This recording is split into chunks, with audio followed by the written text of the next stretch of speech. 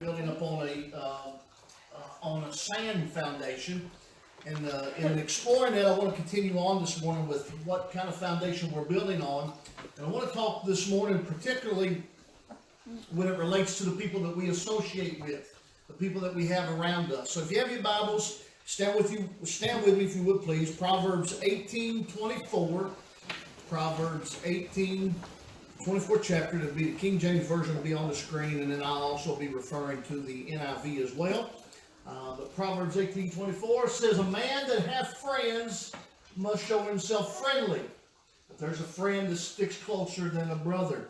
The NIV says it this way: "The one who has unreliable friends soon comes to ruin, but there's a friend that sticks closer than a brother." Let's pray together. Father, speak to our hearts. Help us as we study your word to evaluate our lives on which foundation we're building. On the solid rock, which is Jesus Christ, or upon the sand, which is the world, which will eventually, when the storms come and the waves crash in upon it, the winds blow, that foundation ultimately won't handle. But Father, today speak to us and help us to build upon your word, and we ask it in Jesus' name. And everybody said amen. Amen. All right, you may be seated. It's also a translation says, "A man of too many friends comes to ruin, but there's a friend that sticks closer than a brother." In other words, it's better to have one loyal friend who encourages you, lifts you up in times of trouble, than to be popular with a lot of people. When we're indiscriminate in our choices of friends, we're headed to ruin, because some of the people that we hang out with can drag us down. Now, how many know that?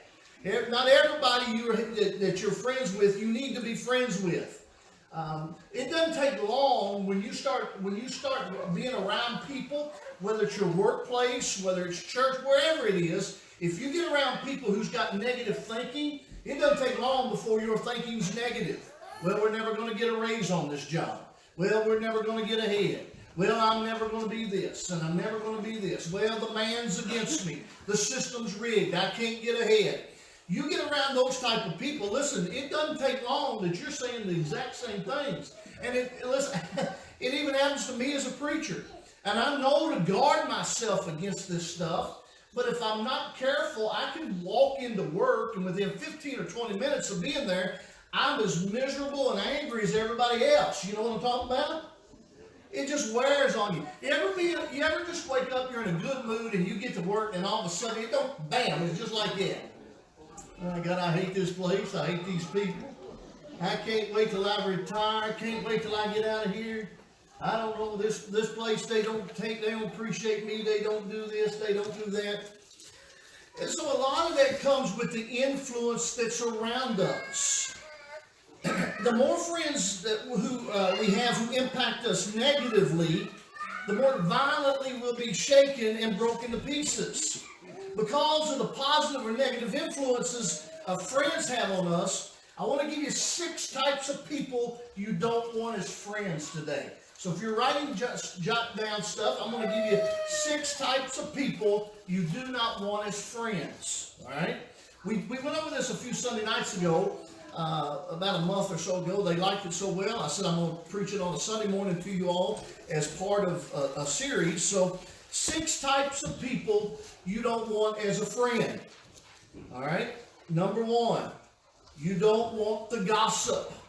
You don't want the gossip. Look at Proverbs 20:19. All these are going to be in Proverbs.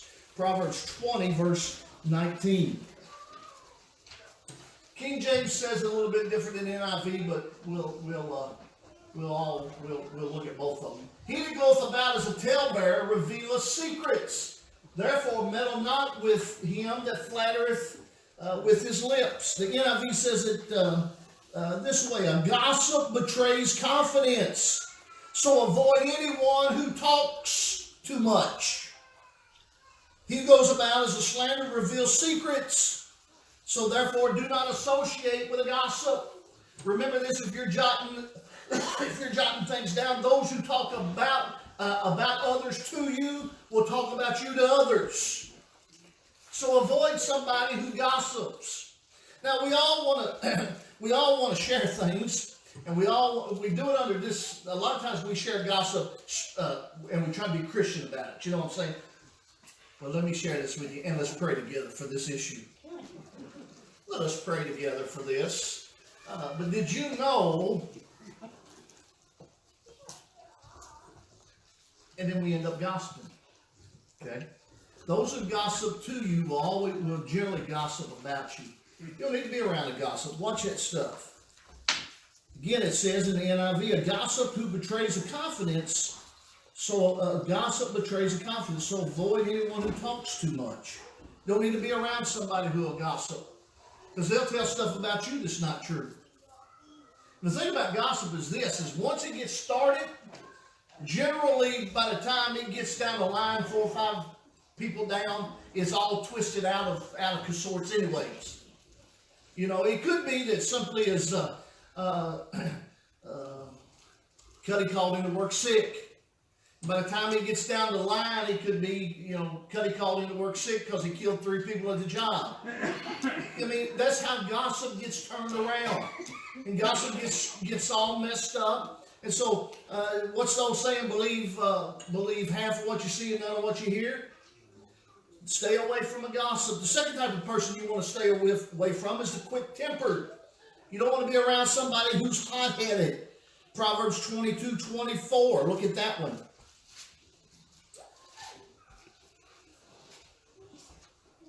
Make no friendship with an angry man, and with a furious man thou shalt not go. The NIV says it this way.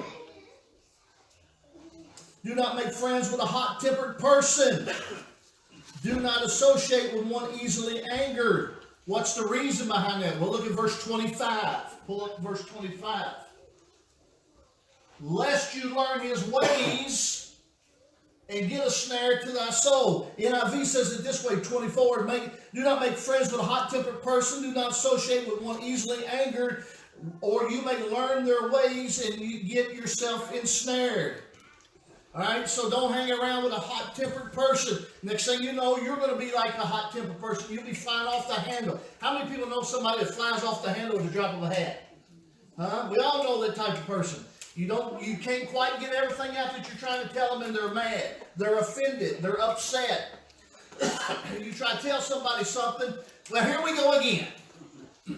You're trying to tell somebody to help them. You're trying to tell somebody to give them advice because you've been there, you've done that, you bought the t-shirt. A hot-tempered person don't want to hear what you have to say. Well, I can do it on my own. I can make it. Listen, if you're a hot-tempered person, and I know there's none of them in here, but if you would happen to be, ask yourself this question. Why am I getting so mad so easy? I had a colonoscopy done a couple weeks ago. Fun times. But I went into the room and got ready. They prepped, they got me in there, got me all prepped up, took me back there where the doctor was at, and laid me on my side, and the doctor was talking to me. We're going to do this, we're going to do that, and so he stepped to do something, and the anesthesiologist was not Reese.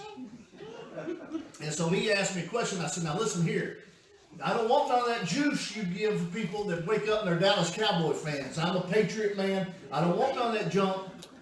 Reese gives something to my daughter when she had her tonsils taken out. The first words out of her mouth is, I love the Dallas Cowboys. I said, I don't know what that was. I don't want none of that. And that guy looked at me. I told Reese this was it last week or week before. I told Reese, this guy looked at me and said, you know what? All your problems is that you're fat. All you need to do is lose some weight and you wouldn't have none of these problems. Have a nice trip, as he give me. And I went to raise my finger and say something to him, and all I know is that. Hey, coward. If I could have feed away in 5 minutes, I'd have given him a piece of my mind about me being fat. But maybe it's good that he shot me with the juice, and then when they brought me out, they brought me in another room, and I never saw him again. But a hot-tempered person, they fly off at the drop of a hat. Now, I have to be honest with you, because when I was younger, I was that type of person. I'd get mad at Pam would say, all Pam would have to say to me when we first got married is, why do you want that? I mean, it could be anything. Why do you want that? And that would be enough just to trigger me, man. I'd lose my poop. I thought I was Hulk Hogan back in the day. You remember Hulk Hogan? He'd grab his t-shirts and rip them apart like that. I used to wear a button-down shirt, and she'd say something, I'd get so mad, I'd go in shirt. That's just why I want it, brother. Just blow up at the drop of a hat. The problem with a hot-tempered person is that you can't make headway with them. They don't want to listen. They're hot-tempered for a reason. Now, sometimes, listen to me, sometimes people say things they ought not to. I agree with that. Sometimes people give advice that they ought to just keep their mouth shut. You know what I mean?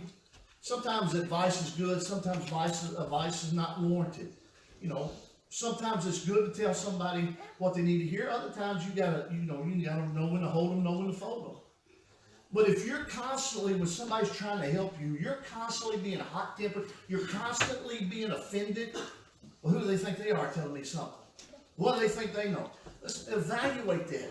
Because if you're hanging out those kind of people, then eventually you're going to be like that. Well, I know everything and you can't tell me nothing. And that's not the kind of people we want to be as believers. We want to be people that are putting ourselves in a position where we can receive instruction, where we can receive. Listen, everything God does, He does it through people. Okay? Everything He does it through people. If He doesn't, if you're going to get blessed financially, He blesses you through people. To this day, I've never seen $100 bills rain down out of heaven. Have you? I've never went out of springtime around the corner. I've never seen $500 bills springing on trees. But I have had people walk up to me and say, the Lord said to bless you, and hand me a $100 bill. I have had the job say, you've done a good work, here's a raise. But a hot-tempered person doesn't open up themselves. If you're offended every time somebody says something to you, you're not opening up yourself to be able to move forward. You've got to be able, now whether it's right or it's wrong, you've got to be able to listen to criticism and be able to take it and ask yourself this question, is it viable? Do they have a point behind this? You know, I've been preaching now, I was licensed in 90, so this will be my 29th year in October.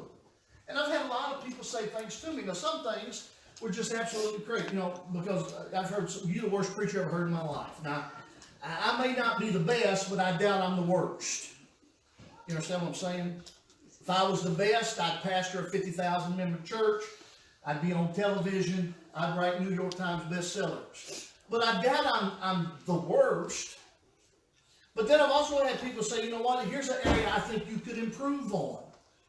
And so you have to ask the question, if I'm that person that it's easily to get upset, why is it?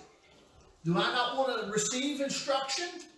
And if you're hanging around people that's so easily upset, then maybe you need to get a new set of people to hang around with, because it'll rub off on you. When you hang around people, right, you listen to it?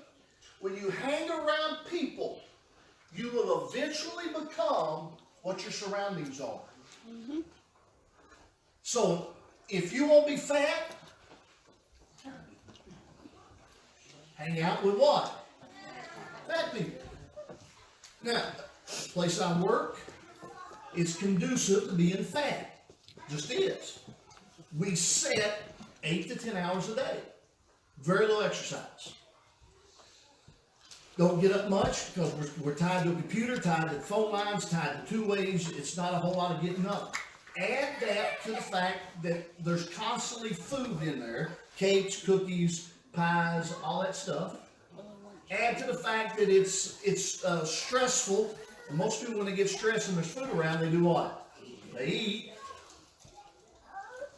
And give the fact that the most people that are in there are overweight, it's easy, even for the skinniest person that comes in our office, to gain weight. Now, we have to work on that, okay? But if somebody comes up to me and says, hey, man, you're fat, I can't get upset about that because, you know what, I've gained weight. I need to work on this. There's problems with me being at the weight I am right now. My blood pressure's high.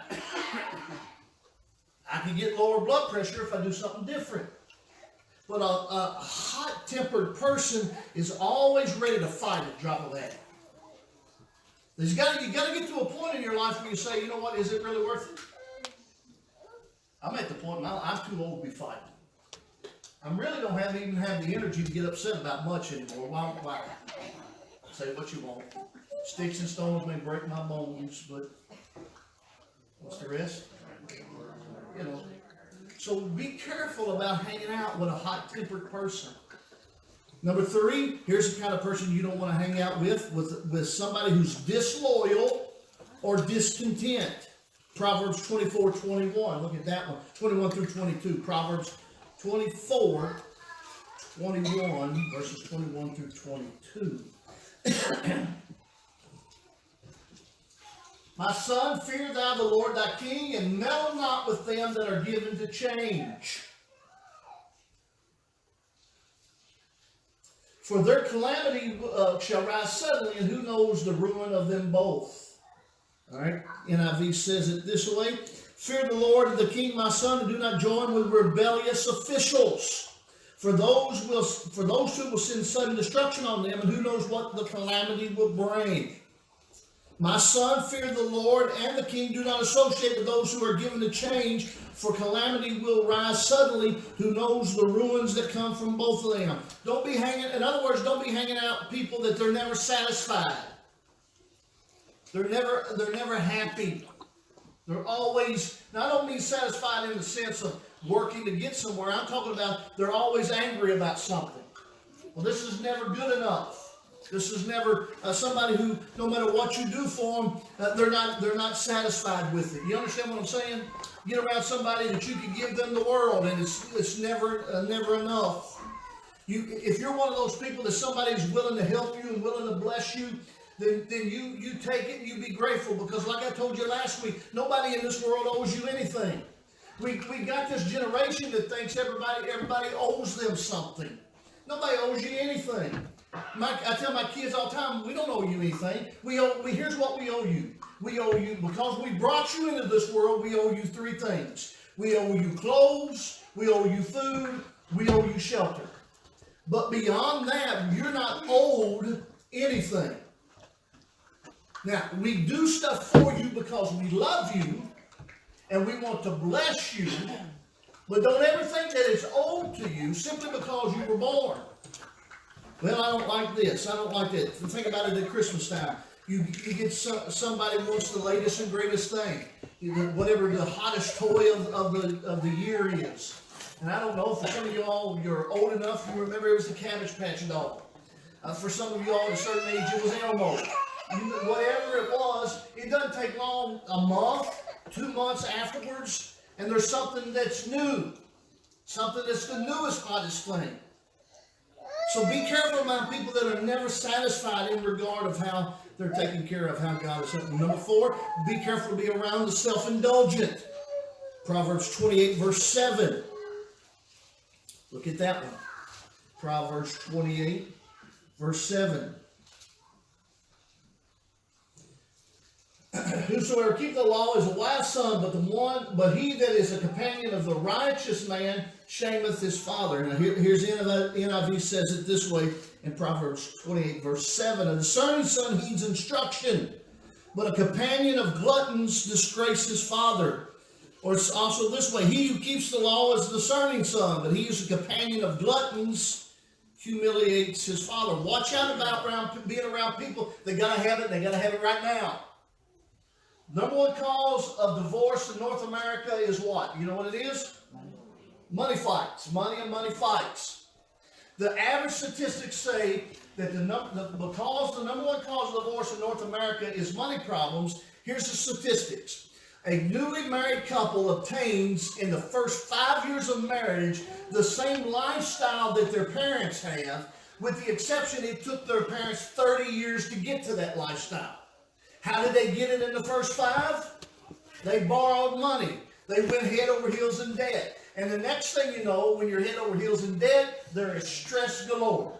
When you're constantly having to work to pay the bills, you're not at home, you don't have time to build relationships. When you don't have time to build relationships, then there comes distress. When there's not enough money at the end of the month, you have all these problems, and a lot of it can be traced back to the self-indulgent. We have to learn patience. Young people, you don't have to have it all right now. There's nothing wrong with driving an old vehicle, or what we called back in my day a jalopy. Y'all know what I'm talking about? But some today think they got to have a brand new one. Listen, ride in an old car because the purpose of a car is to get from point A to point B. Drive an old one and drive it till it falls apart. Be much better than being in debt $500, $600, $700, $800 a month. We was talking about this in Wednesday night Bible study. I think you mentioned this. Somebody that you know bought a truck, and the truck payment, I'm taking it was a gravel truck. The truck payment for the gravel truck was $7,000 a month. $7,000. Yeah, you're hauling a whole lot of gravel. $7,000. Now think about that for just a minute. But we've become so self-indulgent in America today that we're not satisfied with anything we got. Quit comparing yourself with everybody else. And listen, quit worrying about what everybody else says about you. Who cares? Well, you know, they talk about me, they say this, and that. Well, let them talk. Honey, they're going to talk about you anyways. So let them talk about you. Okay, you may not have the nicest, the best, the newest. Who cares? You know what's going to happen? You're going to live. No matter what you got, you're going to live, and then you're going to die. Whatever you got left over, somebody's going to fight over. If you got a family, more than one kid, when you die, 9 times out of 10, your family's going to fall apart fighting about stuff. I've seen it over and over and over. Unless you got it locked down, ironclad, and written down exactly how you want it, 50-50, this, that, and other, then most of the time that's not even good enough. Be careful about following the things of the world. Do you really need all that stuff?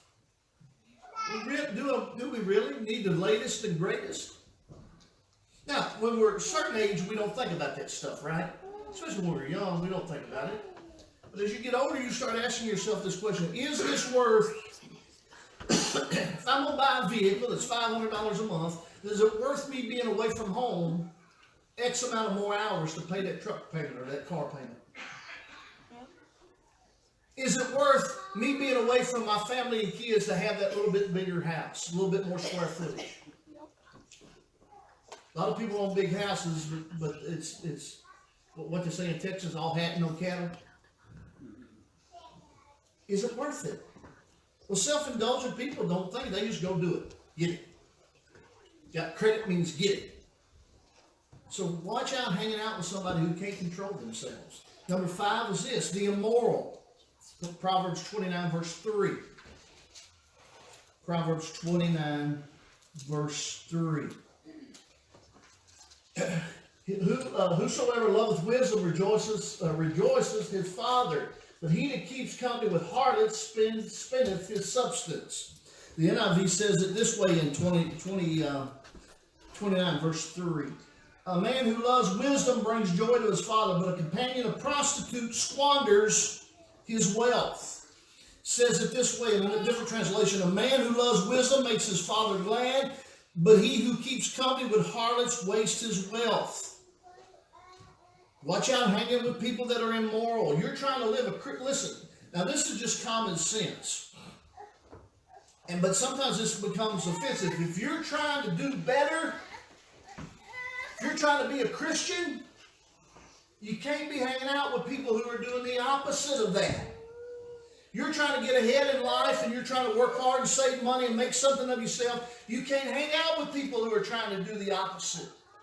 So we're trying to dance the line here. The problem is that there's so much pressure on the other side of this thing that eventually it pulls us over here and we're doing the things that we ought not be doing because the pressure over here is so great.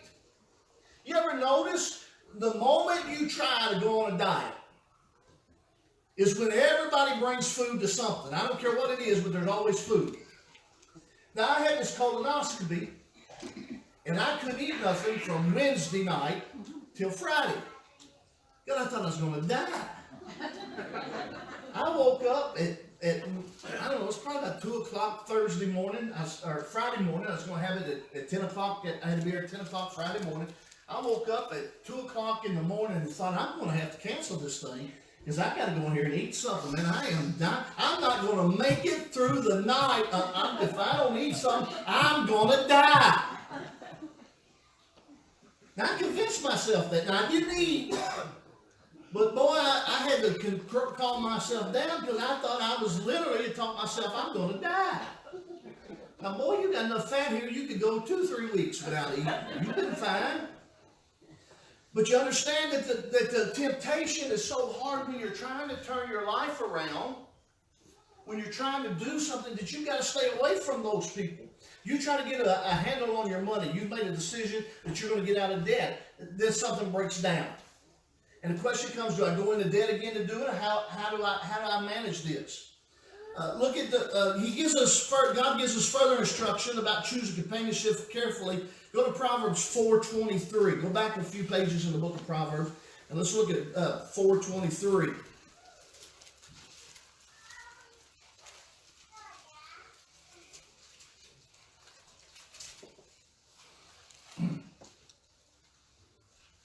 Keep thy heart with all diligence, for out of it are the issues of life. Now the NIV says it this way, Proverbs 4:23. It says this: above all else, guard your heart, for everything you do flows from it. Guard your heart. If I'm working on something, I can't let everybody in. If I'm going to quit cussing, I can't hang out with people who cuss all the time. If I've made a decision to live the right way and do the right things, then I have to limit my circle of friends. That doesn't mean I don't love them, doesn't mean I don't care about them, doesn't mean I wouldn't be there for them. But when I'm working on something to better my life, I can't be around everybody. I have to make a decision. How does this relationship benefit me in the place that I'm going? Trying to go somewhere. Trying to make something. Trying to retire without eating alcohol. Trying to get somewhere at the end of this thing. I can't be around people who are pulling the opposite direction.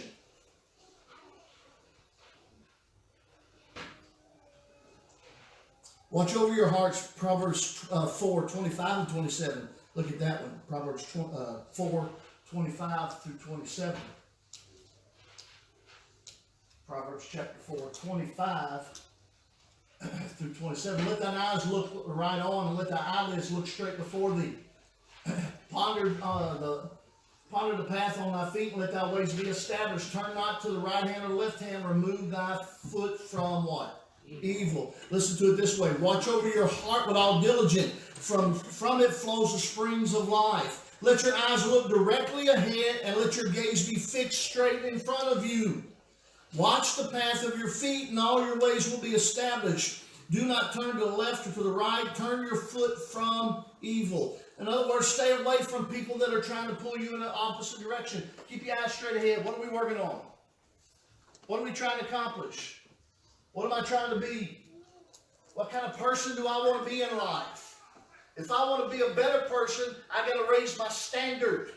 That doesn't mean everybody else is terrible people. It just means for this season of my life, I have to evaluate where I'm headed. Not everybody who's been with you can go with you where you're going. Do you hear what I just said? Not everybody who's been with you up until this point can go with you where you're going forward.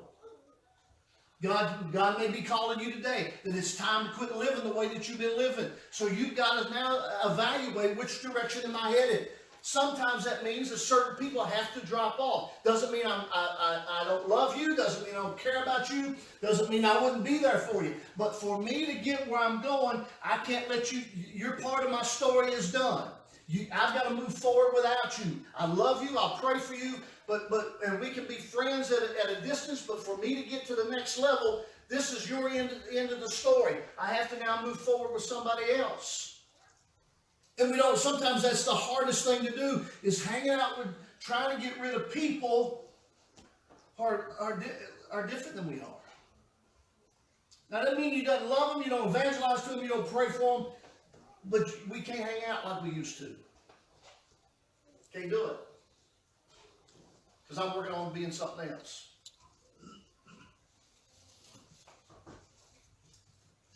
Can I? I'm sure everybody knows. How many years have you been sober? Me? Yeah. 21. 21 years sobriety. Y'all may not know that. You got your 20th medallion last year? 21. 21 last year. For him to get to 21 years of sobriety, meant he had to change some things, right? Couldn't hang out with everybody he was hanging out with before. Why? Because he realized that if you keep doing the same thing that you've been doing, you'll always get what you've always got. And what he was going to get is what? Well, you're going to get probably divorced, probably get to the point where his kids didn't think much about him. So he decided to change his life.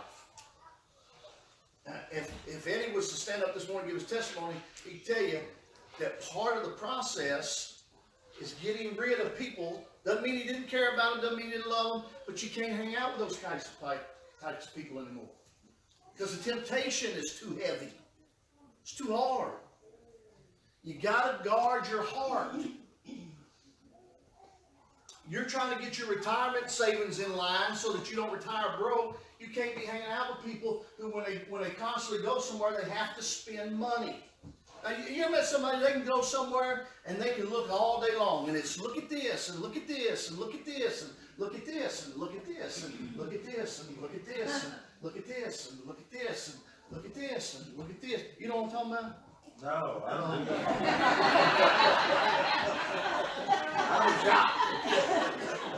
You can go around people that they do that all day long, and they can look at everything and never spend a dime.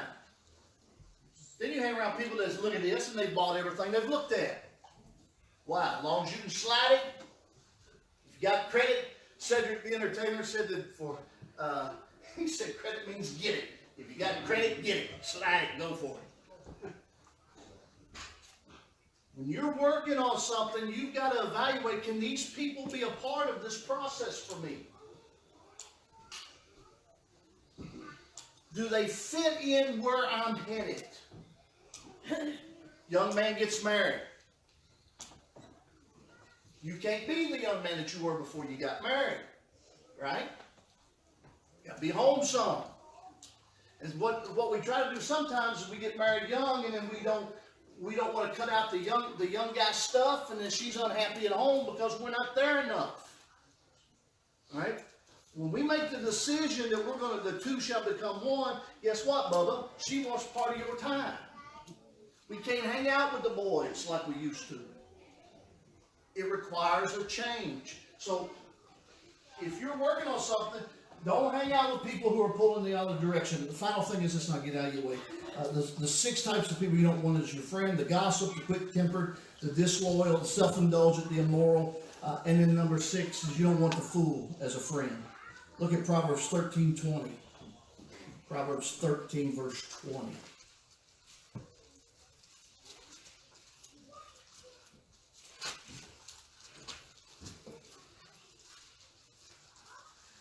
He that walketh with the wise, what happens to him?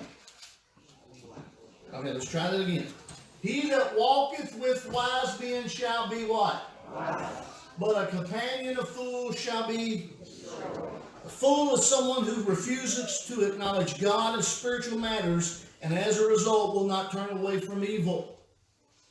If you want to be wise, walk with somebody who's wise. You want to be married 40 and 50 years like your grandparents were? Guess who you talk to? Somebody who's been married 40 or 50 years, who endured it. Young guy, you're married and your wife is driving you that crazy. I mean, she's just getting on your nerves. How in the world could anybody make it with a woman like this? Well, you find you an old guy who's been married for a little while, and if he's honest with you, he'll tell you how he made it with that crazy woman he was married to. Can I get an amen? Yeah. Well, y'all coward men, man. Lady, you want to understand how to be a better wife to your man? Don't look at somebody who's been married 3 or 4 times. Talk to somebody who's endured it, who's endured that knucklehead for 40 or 50 years. How she made it without killing that dude, skinning his head with a skillet. You talk to her how she made it, and you'll become wiser for it. And all the women said, amen. See, they're not as scared as you are.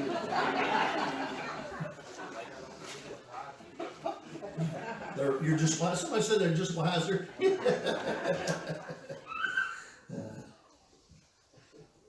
You want to be skinny? Talk to skinny people. You want to be rich? Talk to rich people. Well, you can't be rich in America today. Bull. You know how many million? You know how out of 10 millionaires? You know how many millionaires are first generation millionaires in America today? Which means they started with nothing and made $1 million. You know how many out of 10? 9 out of 10 millionaires in America today are first generation millionaires. That means that nobody handed them the money. They worked and they done what they needed to do to become a millionaire. You can make it in this country today. I'm sick of hearing this junk in this world today that you can't get nowhere. Yeah, you can. This is still, ladies and gentlemen, the greatest country on the face of the planet. Amen. You still have more opportunity in this country to get ahead than any place in the world. And young people, don't buy this junk that these teachers tell you in school that you'll never get ahead, you'll never be nothing, you'll never be anybody, you'll never have no more than what you got. Listen, you put out effort, maximum effort, go and do the right things. You can get ahead in this country. You can be anything you want to be in this country. This is the most blessed country on the face of the planet. Hard work gets you there. You do what you're supposed to do. Quit taking excuses why you're not there. Grit your teeth, get up every morning and grind and hustle and do what you're supposed to do. And you're going to look back at the end of the day and you can be anything that you want to be. But we're telling a generation of people that you can't have it, you'll never have it, it'll never be. Why? Because it seems too hard. But I'm going to tell you, it might be hard, but it's not impossible. Because you still live in the greatest country on the face of the planet. Quit walking around with people tell you that you can't. Quit walking around with people telling you it'll never be any better. Quit making excuses why that you can't get to where you want to be. Quit making excuses why it's the same old, same old. If you're doing the same thing, you know what the definition of insanity is? Doing the same thing over and over and over again, expecting a different result. Maybe today it's time to change things we're doing so that we get a different outcome. I'm here to tell you, listen to me, God's not against you. God is for you. He wants to bless you. He wants you to have an abundant life. He wants you to be blessed all the days of your life. Now, he did not say that there wouldn't be problems because he said last week as we read it that storms would come, rains would blow, there would be problems. But he said if you build your house on the solid truth of the rock, these things we're talking about, if you build your house on that, when the storms come, when the rains blow, when the winds come, that it'll beat up on you a little bit, but you'll still be standing. What do I need to change? Who do I need to change hanging out with? What attitude of my mind do I need to change? And next week I'm going to talk about the way we think in building on a solid foundation, examining our thinking. But today I want to ask you the question, who needs to change? Who needs a change here this morning? I want you to raise your hand, but I want you to ask that question to yourself. If I keep going the way I'm going, do I like what the end product will be? If I keep having a bad attitude and everybody owes me something, do I really like where I'm going to be? What do I need to change? Change the way I think, change the people I'm hanging out with, change my attitude in life. Start getting around people and asking, how did you make it? How did you be successful? Start asking somebody, how did you get 21 years of sobriety? How did you do that? That's hard. I'm 8 months removed. Is that right? 9 months removed. I got a Bourbon County education, though. 9 months removed from back surgery. And for 15 years, I was on pain medication. And in July, I quit taking pain pills. But I have noticed in the last couple months that I'll wake up in the middle of the night sweating like crazy, craving one of them pain pills. I feel like I could kill somebody to get a pain pill in my system. Now, what do you do with that? Well, you do one or two things. You get up the next morning and you go find somebody who's got a pain pill, take one, and you struggle through it. It's not easy.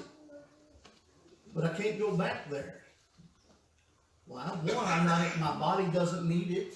I'm not in pain, so my body doesn't need it. It thinks it does. But secondly, I wasn't hooked or I was dependent on them for the pain.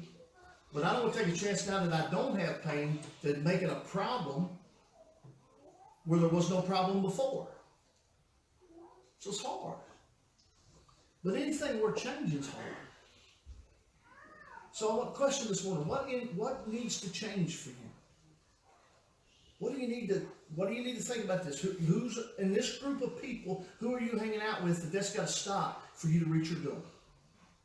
You don't have to be mean about it. You don't have to be nasty about it. You can even offer them, hey, if you want to take the journey with me where I'm going, come on this way. But if we're going to continue down this path, I can't be part of that any longer.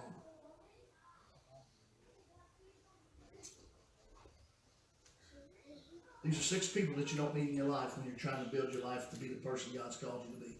And listen, you can be the person God's called you to be. You got your part, but the word works if you work it. Let's stand on our feet.